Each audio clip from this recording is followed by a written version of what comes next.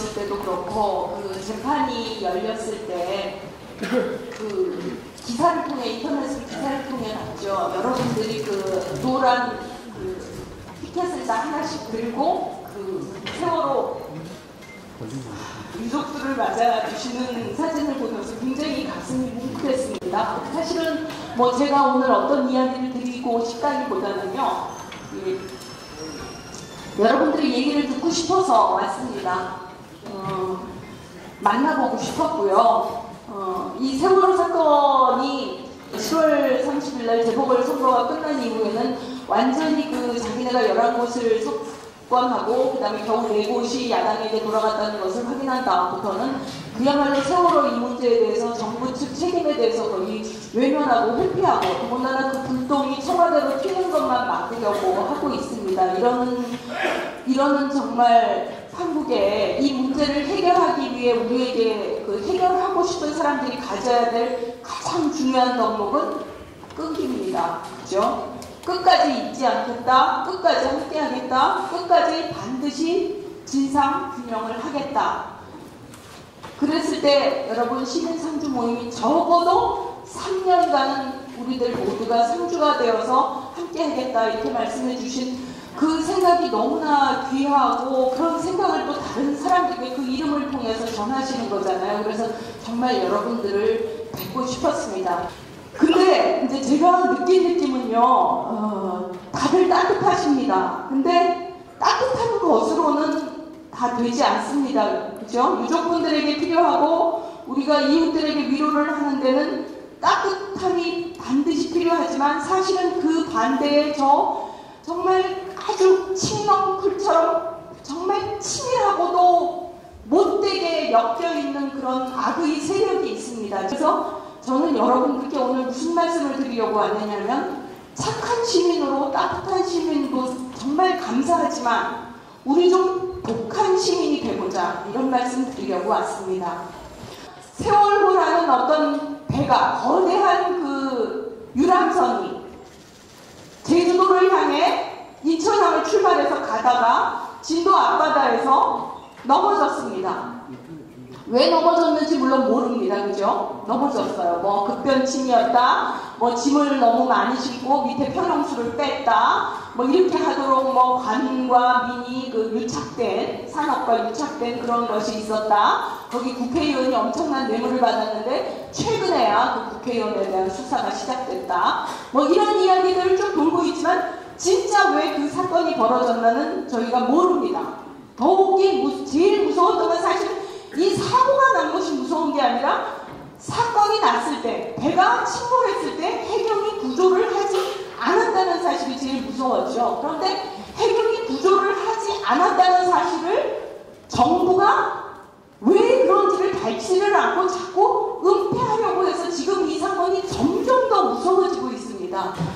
우리가 이 정부라는 것은 대한민국 국민들이 다 주머니에서 십시일반에 세금을 내서 월급을 주면서 키우는 고용 노동자들입니다. 그죠? 우리들의 일을 하라고. 그런데 그들이 자기네들끼리 뭔가 뇌물을 쓱싹 받아 챙겼는지 뭘 했는지 모르겠는데 어쨌든 사고가 난 그 사고의 원인을 감추려고만 하고 있습니다. 그래서 도대체 그 시간에 왜 정부는 해경은 왜 구조를 하지 않았느냐를 파고 들어가다 보니까 해경에 대한 더 이상의 탐색을 못하게 해경을 해체한다 그랬습니다. 그러나 실제로 해경은 해체되지 않았습니다. 최근에는 채용 공고까지 새로 냈다 그럽니다. 그럼 도대체 이게 무슨 일이 일어났느냐? 좋다. 해경끼리 그러면 해경 안에서 부패하고 더럽고 그러면 이거를 제대로 밝혀줘야 될 텐데 도대체 누가 책임자냐? 그랬더니 나중에는 이 세월호라는 배가 국정원에다가 자기네의 수리 재원을 보고를 했다.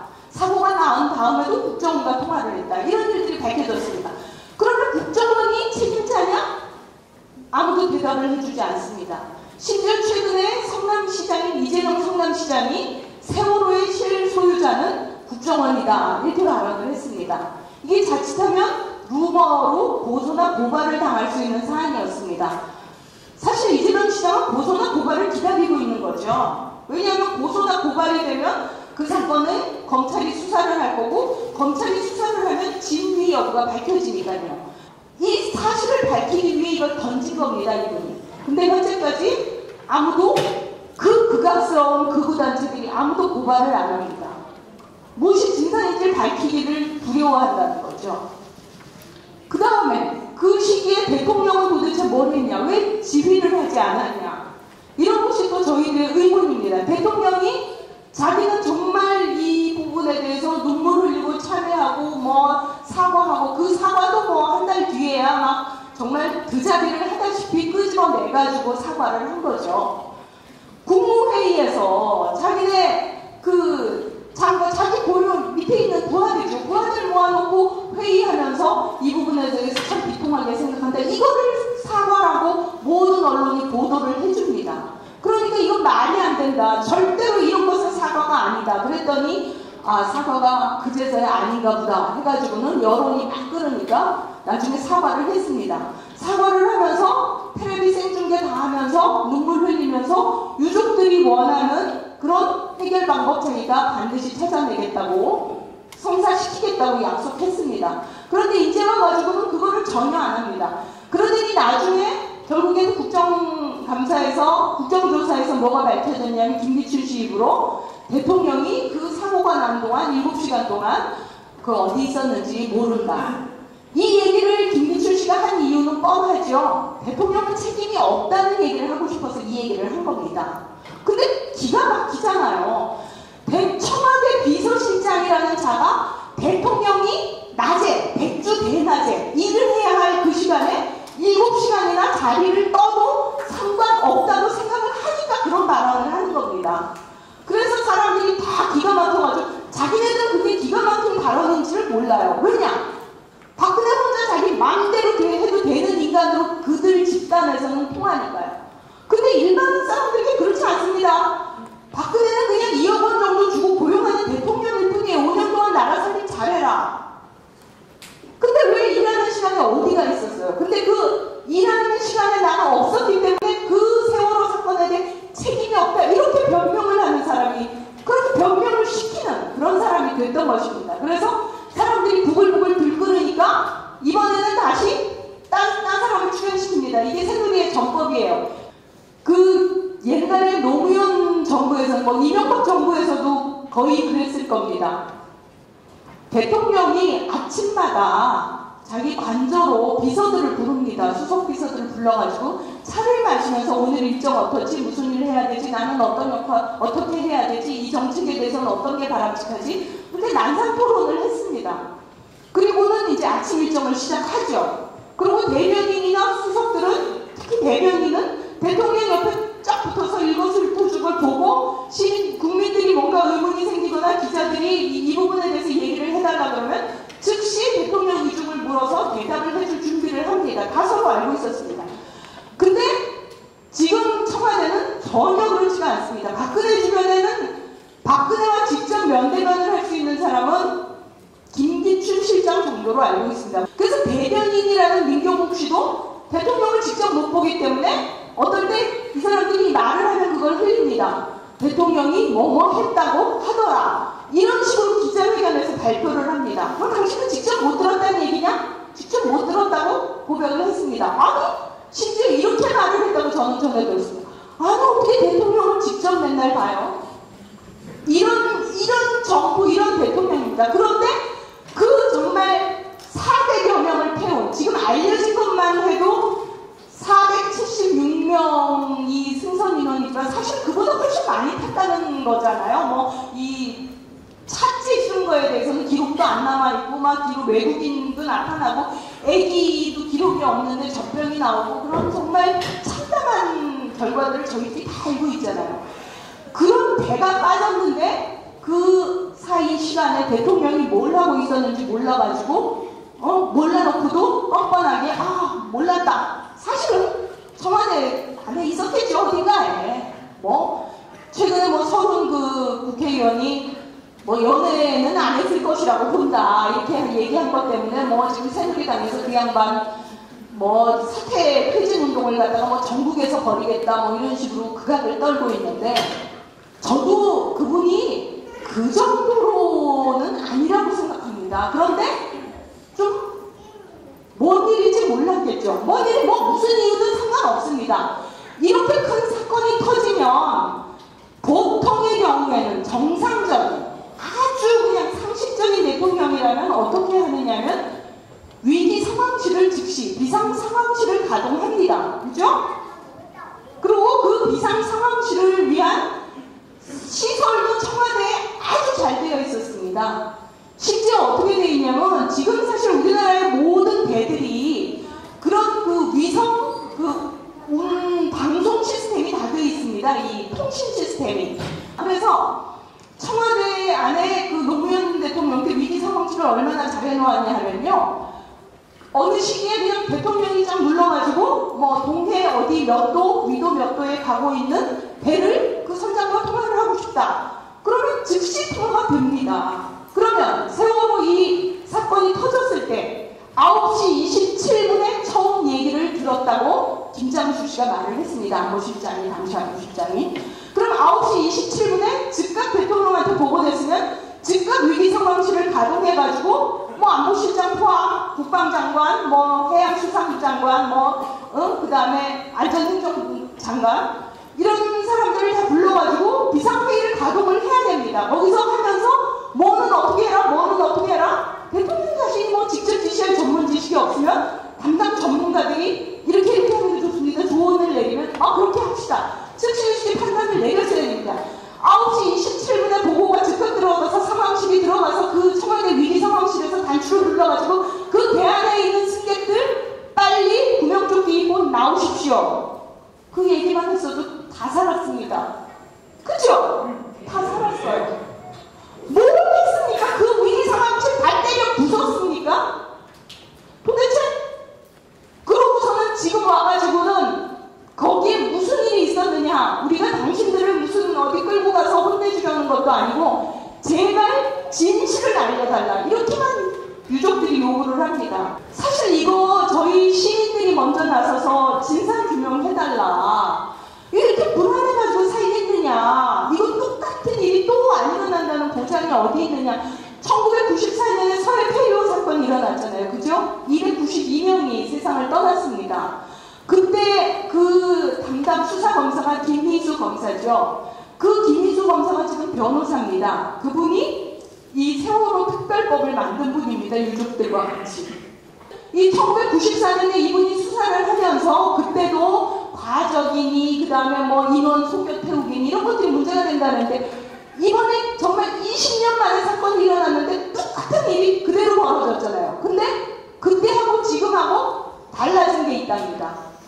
해경이 그때는 너무나 적극적으로 수사를 구조를 했다는 겁니다. 근데 지금은 정말 놀라울 정도로 해경이 구조를 안 한 게 아니라 구조를 방해까지 했죠. 국방부에 해양구조대 달려갔죠. 그 다음에 미군에서 구조헬기 달려왔죠. 그리고 소방방재청 헬기 10대 갔습니다. 다 접근을 못하게 했어요. 그래놓고 방송으로는 계속 뭐 어디에서 어디 몇 명에서 168명이 투입돼서 뭘 하고 계속 헛된 정보만 하면서 실제로는 10몇 명 정도가 그냥 그 진도의 어선들이 사고 났다는 얘기를 듣고는 쫙 달려갔습니다. 이것이 바닷가 마을 사람들은 다 그런데요. 그냥 당연히 쫙 달려간답니다. 다가오지 못하게 했습니다. 어선 다 구조됐으니까 가라고 내려 떠밀었습니다. 도대체 그런 변화가 20년 사이에 어떻게 그런 변화가 일어나는 대한민국이 됐냐는 거죠. 실제로는 이번 사태는 정말 세월호 사태는 얼마나 이것들이 국민들을 우습게 알고 코미디를 하고 있습니까? 해경을 해체한다는 거 그거 하나뿐이 아니에요. 총리? 대통령이 원래 책임져야 되는데 총리한테 다 책임을 지었습니다. 검은 양처럼 만든 거죠. 자, 네가 집 가. 그래가지고 총리를 해임한다 그러더니 총리 후보로 내는 족족 범죄자들입니다. 총리 후보가 없어요. 그래서 다시 총리를 하고 있어요. 그 총리 지금 병원에 입원해 있어요. 몸살 나셔가지고. 태어나셨나 모르겠네요. 이런 나라입니다. 그러니까 이게 지금 이렇게 되어서는 안 되잖아요. 그죠? 정말 내가 세금 내가지고 도둑놈들을 키우고 또다시 저런 위험 속에 내 자식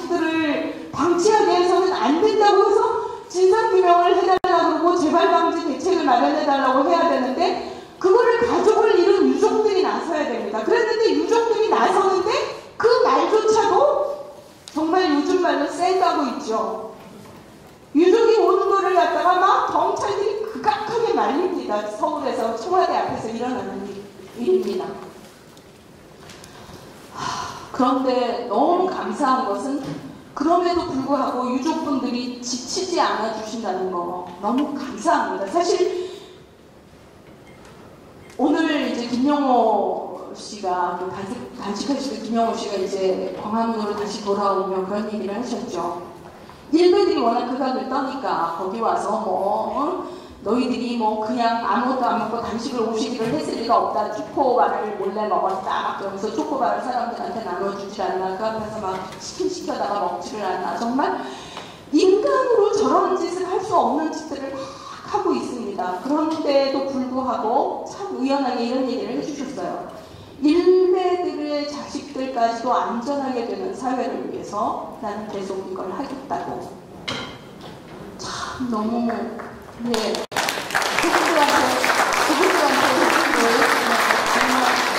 정말 너무 감사드리고요. 이런 분들과 저희는 정말 똑같이 가면서 반드시 이분들의 문제가 아니잖아요. 대한민국의 문제이고 나의 문제죠. 그죠? 제가 이제 아까부터 계속 말씀드렸듯이 그냥 착하고 따뜻한 시민만 우리 되지 말자. 우리 독한 시민이 되자. 왜 독한 시민 얘기를 하냐. 지금 그 일베 놈들이 그렇습니다. 왜 일베들이 저렇게 뻔뻔하게 활약을 하냐. 물론 이 지역에는 그런 문제가 없습니까? 있어요? 여기도요? 와, 깜짝 놀랐습니다. 그러나 아마 빈도수를 적을 거예요. 그게 아마 그 지역의 시민의식, 그러니까 내 주변에 눈을 부릅뜨고 야, 이 미친놈아 하고 소리를 질러줄 수 있는 사람이 많다고 생각하면 걔네들은 굉장히 비겁한 존재들이기 때문에 절대로 그렇게 못합니다. 그런데 자기네들이 막 눈 부릅뜨고 깡푸들같이 돌아다니면은 그냥 사람들이 아유 무서워서 피하냐, 더러워서 피하지 이런 얘기를 하면서 피합니다. 사실 무서워서 피하는 거죠. 더러워서 피하는 거 아닙니다. 다들 무서워서 피하는 거라는 걸 정말 시민들이 저는 인정해야 된다고 생각합니다. 무서워하지 말아야 되고 걔네들한테 정말 너희는 미친놈이라고 소리를 질러줘야 된다. 그런 사람들이 늘어날 때 얘네들이 정말 감히 그러지를 못합니다. 한국 역사를 보면 굉장히 특이한 게요. 우리가 그 전두환 노태우가 그 학살자들입니다. 그죠? 근데 노태우 대통령 때 한국 정부의 정책이 굉장히 발전적으로 바뀌었습니다. 제가 많이 그 3분 칼럼 들으시면 거기서도 인용을 했겠지만 그 국가보안법의 적용은 굉장히 조심스레 다뤄야 된다. 이것은 그 국가의 안보를 저해하는 사범을 다루기 위해 만들어진 법인데도 그것을 이 법을 적용할 때도 혹시 개인의 인격을 침해하지 않는지 굉장히 주의해가며 이 법을 다뤄야 된다. 이런 규정이 그 안에 있습니다. 이미. 이 규정이 언제 들어갔냐. 이게 바로 노태우 때 들어갔습니다. 그리고 노태우 때 남북기본합의서를 체결을 했죠. 그리고 노태우 때 국방정책을 펴가지고 러시아와 중국 등하고도 수교를 했습니다. 우리가 전 세계에 자랑하는, 지금 미국 같은 나라도 우리나라를 정말 보고 베끼고 싶어서 환장을 하는, 그러나 지금 박근혜 정부에 들어와서 무너뜨리려고 애쓰는 의료보험, 국민개보험제도, 그전에는 지역의료와 농촌의료 이렇게 다 구분되어 있던 거를 전체를 다 국민개보험으로 만든 것도 노태우 대통령 때였습니다. 그럼 노태우가 착하고 훌륭해서 그럽니까? 아니죠. 절대 아닙니다. 노태우 나쁜 놈이잖아요. 왜 그랬냐? 87년도 시민항쟁의 무서움을 봤던 겁니다. 87년도에 그 전두환이 불과 7년 전에 정말 이 광주에서 총으로 사람들을 막 무지막지하게 살해한 7년 전이라는 게 얼마나 가까운 세월입니까? 그죠? 여러분 2007년에 일어난 일 어제처럼 기억하잖아요. 근데 7년 전에 그 무고한 시민들을 막 군인이 들어가가지고 막 총으로 다 갈겨버려서 죽인 것을 분명히 보고 아는 사람들이 또다시 일어나가지고 그 전두환 체제를 무너뜨린 것을 본 겁니다. 그러니까 노태우가 시민의 힘이 위대하구나, 시민의 힘이 무섭구나, 난 대통령 노릇 잘해야 되겠구나, 이 생각을 한 겁니다. 그래서 노태우 정부에서 굉장히 개혁적이고 좋은 정책들이 많이 나왔습니다. 그 후에 결국에 나온 김영삼도 정치적인 특색으로 보면 이 사람 결국에는 피해자 세력과 야합한 세력이잖아요. 그런데도 그 사람이 금융실명제를 하고 그 다음에 공무원 재산 공개를 하고 여러 가지 개혁적인 정책을 막 합니다. 전두환 노태우를 재판정에까지 세웁니다. 그죠? 결국에는 대통령이 똑똑하냐 어떠냐가 문제가 아니라 국민들이 독하냐 무섭냐, 무섭게 권력을 감시하느냐 안 하느냐, 여기에 사실은 정부의 질이 달려 있습니다. 그래서 제가 여러분들에게 정말 부탁하고 싶어요. 여기대로 뭐 서울대로 전국에서 그냥 다들 내가 지지하는 정당의 정치인이면 무슨 짓을 해도 오케이. 그렇기 때문에 그냥 마구 살게 되는 거죠. 그래서 우리는 절대로 그래서는 안 된다. 그런 것들을 바로잡는 그런 독한 시민이 되어주셨으면 하는 말씀을 드리고 싶습니다. 가령 문창극 씨 사건이 났을 때 이거 아까 저기 7월 특강에서 다 들으셨나요? 미리 앉으셔서? 같이 할까요? 문창극 사건이 나자 문창극 씨는 지명도가 그렇게 많지는 않았죠. 이인호 씨라고 서울대 교수를 지내고 그 김대중 대통령에 의해서 핀란드 대사라고 임명되면서 외교관으로서도 길을 걷게 된 이인호 씨가 문창극 씨를 막 옹호했습니다. 그러면 이제 사람들이 저렇게 훌륭하고 고상하고 그분이 참 고상하게 생겼습니다. 저렇게 훌륭하고 아름다운 분이 더군다나 전 서울대 교수 김대중 정부 때 그 핀란드 대사를 하신 저 훌륭한 여성지신 분이 저런 얘기를 하니까 문창극이가 참 훌륭한가 보다. 이렇게 그냥 명사의 허명에 눌려서 지레짐작하고 그냥 막 따라가지 마십시오. 주변에서 혹시 그렇게 막 따라가면 정확히 알고 지적을 해주셔야 됩니다. 이인호 씨가 어떤 분이냐 하면 굉장히 극우적인 이승만 연구소에서 차린 이승만 연구소 개소식에 가서 이런 발언을 했습니다. 이승만 대통령이 건국의 아버지고 너무 훌륭하시고 그분이 그 일이 업적이 안 알려지는 게 너무 안타까운데 이 연구소가 생겨나서 좋다 뭐 이런 장광설을 늘어놓으면서 심지어 4.19라는 것도 우리나라 건국이 안 되었다면 있을 수가 있었겠냐. 진짜 대단한 배변이죠. 그렇게까지 황당한 얘기를 우리가 안 듣는 줄 알고 안 보는 줄 알고 기록이 안 되는 줄 알고 막 자기네들끼리 모인 집단에 가서 막 얘기들을 하는 그런 사람들이 되어버렸습니다. 지금 그 양반이 겁이 안 나기 때문에 저 집단이 겁이 안 나기 때문에 그 사람이 그런 망언을 하고도 다시 KBS 이사가 됐습니다. 그리고 그냥 착하게 넘어가지 마십시오. 저는 특히 호남에 왔을 때 이 부분을 말씀드리고 싶었습니다. 그 일베나 호남에 대한 망언에 대해서 호남 분들이 너무나 유하세요.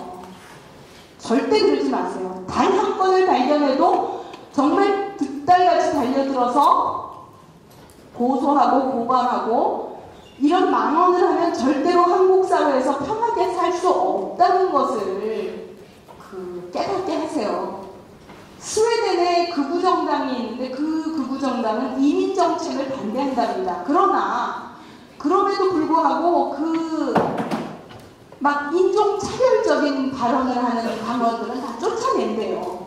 그건 왜 그러겠어요? 스웨덴인들의 민도가 높아서 그런 발언을 하는 극우정당은 이민정책에 반대하는 건 참아줄 수 있어도 그런 인종차별을 하는 인간 이하의 인간들은 우리 사회에 같이 공존할 수 없다. 이것은 아주 신념으로 갖고 있습니다. 그러니까 여러분들이 호남에 대한 특히 5.18과 관련해서 이 과도한 욕을 하는 거는 호남을 욕하는 게 아니라 인간에 대한 정말 인간의 존엄에 대한 훼손입니다. 그러니까 여러분이 그 부분에 대해서 좀 더 당당해지라는 표현은 뭐 하지만 좀 독해지셨으면 좋겠어요. 너무나 그냥 넘어가 제발 마시라는 거.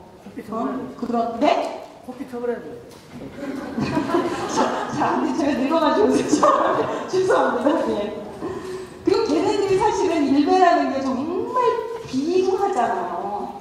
걔네들이 다 돈 때문에 저럽니다. 걔네들이 무슨 신경이 있어서 그런 것도 아니에요. 그냥 돈을 직접적으로 받는 사람들이 있고 또 돈을 돈을 앞으로 그 박근혜 정부가 되면 뭔가 내가 속한 계급이 돈을 많이 벌게 되지 않을까 뭐 이런 기대 때문에 하는데 결국엔 그 돈 때문에 움직인다는 인간이 얼마나 비루한 거예요. 그들이 얼마나 비루하고 누추하고 추한지 이걸 일러줘야 됩니다. 그리고 무엇보다도 제가 부탁드리고 싶은 것은 이 거대한 정치의 거대한 감론보다 여러분의 자리에서 앉은 자리에서 좀 n분의 1을 해주셨으면 합니다. 이 얘기 뭐 너무나 많이 말씀드려서 또 중복일지도 모르겠는데요.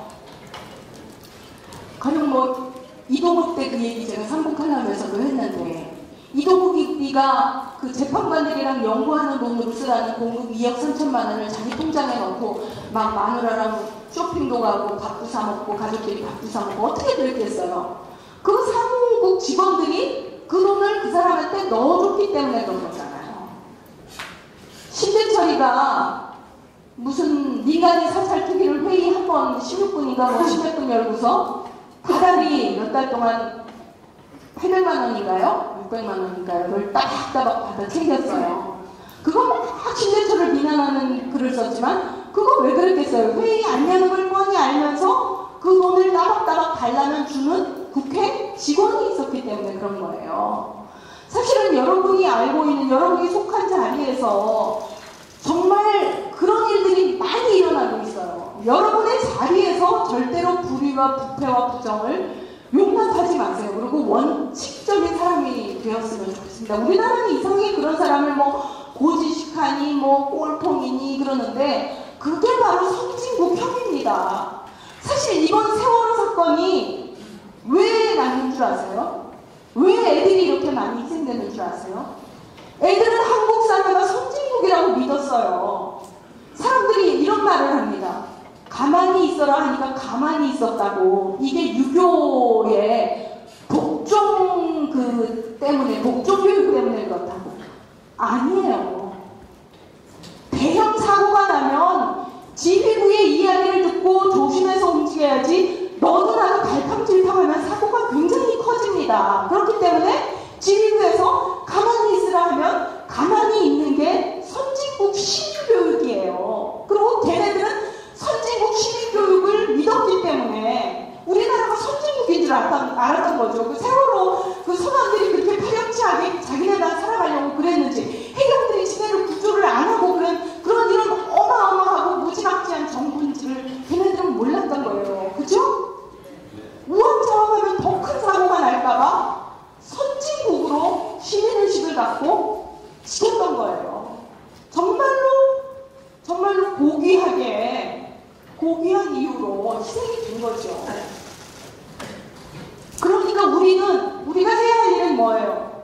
선진국, 진짜 선진국을 만들어줘야 됩니다. 가만히 있어도 안전한 사회를 만들어줘야 되는 거죠. 그러려면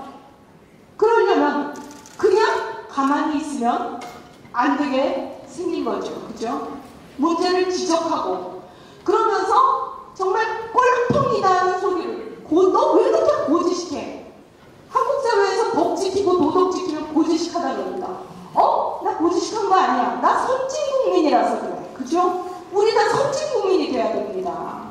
그래서 그것들을, 그 문제가 있는 것들을 낱낱이 바로잡아야만 다시는 이런 일이 있지 않을 겁니다.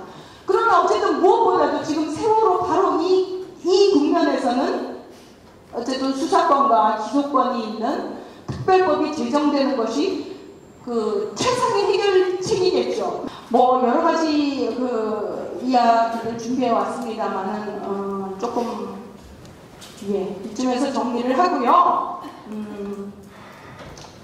제가 말씀드리고 싶은 게 아까 이제 저에 대한 소개에서 이런 전폐일 장학금 얘기가 나왔습니다. 사실 저가 한 일은 이것뿐입니다. 저한테 대구 천주 정의평화위원회에서 원고를 써달라고 했습니다. 근데 저는 이제 서울에서 활동하는 기자라서 제가 그렇게 지역의 작은 곳에까지 제가 원고를 쓴다면 그 지역에 있는 지식인이 누려야 할 권리를 빼앗는 것 같아서 처음에는 안 쓴다고 했습니다. 그러다 가만히 생각해 보니까 제가 전부터 계속 전태일 장학금을 대구에 만들고 싶었습니다. 왜냐하면 이 호남 지역의 그 민도가 굉장히 높은 데 반해서 그 영남 지역의 민도가 굉장히 낮습니다.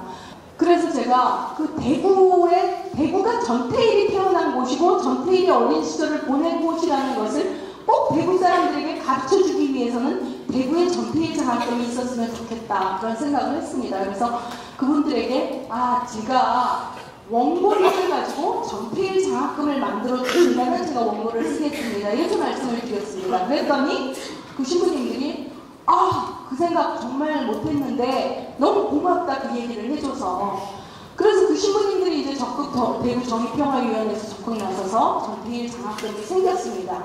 제가 이 얘기를 할 때마다 이런 말씀을 드립니다. 하늘에 있는 물방울이 그냥 비나 눈이 돼서 떨어지지 않습니다. 먼지가 있어야지 떨어집니다. 먼지라는 은견핵이 있어야지 그 주위에 물방울들이 모일 수 있습니다. 그래서 눈도 되고 비도 됩니다. 지금 세월호 유족분들이 먼지를 자청하셨습니다. 그죠? 이 사건의 진상 규명을 통해서 한국 사회에 다시는 이런 일이 재발되지 않게 해달라고 한 점 한 점 먼지가 됐습니다. 저희들도 그런 먼지가 될 수도 있겠죠. 그럼 뭐 더 좋겠죠.